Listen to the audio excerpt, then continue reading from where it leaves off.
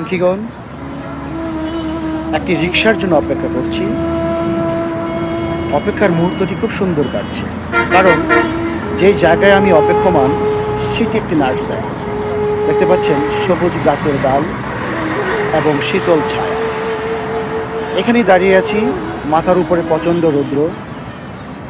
দাঁড়িয়ে থাকতে থাকতে একজন রিকশাওয়ালার গল্প বলব। রিকশাওয়ালার নাম তুহিন। তার সংসারে একমাত্র উপার্জনকারী ব্যক্তি ছিলেন সেই তুহিন। এখন তার সংসার রয়েছে তার একমাত্র স্ত্রী এবং একজন কন্যা। কন্যার বয়স ১৯ বছর। রিকশাচালক তুহিনের স্বপ্ন ছিল সেই কন্যাকে লেখাপড়া করাবেন, অনেক বড় করবেন, এরপরে তাকে বিয়ে শাদী দিবেন। প্রত্যেকটি বাবা মার এমনই স্বপ্ন থাকে তার আদরের কন্যাদেরকে নিয়ে, সন্তানদেরকে নিয়ে। কিন্তু রিকশাওয়ালা তুহিনের সেই স্বপ্ন পূরণ হলো না। স্বপ্ন বাস্তবায়ন হওয়ার আগেই খুবই অল্প সময়ের ব্যবধানে স্বপ্ন ভেঙে খান খান হয়ে গেছে।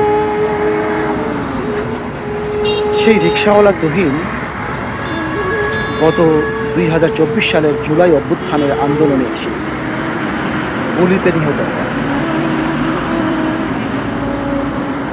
আমি এখন যে জায়গাটিতে রয়েছি সেটি হচ্ছে নারায়ণগঞ্জ জেলার চিটাগাং রোড নামক স্থান, অর্থাৎ ঢাকা চিটাগাং হাইওয়ের পাশেই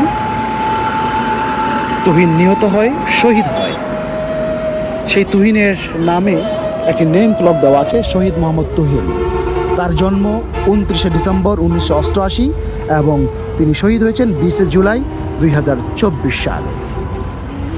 প্রিয় শুভাকাঙ্ক্ষীগণ, বাংলাদেশে প্রত্যেকটি শহীদের জীবনকে আল্লাহ তাআলা কবুল করুক, প্রত্যেকটি শহীদই তার শহীদি মর্যাদা লাভ করুক, সেই প্রত্যাশা করছি। ভালো থাকবেন।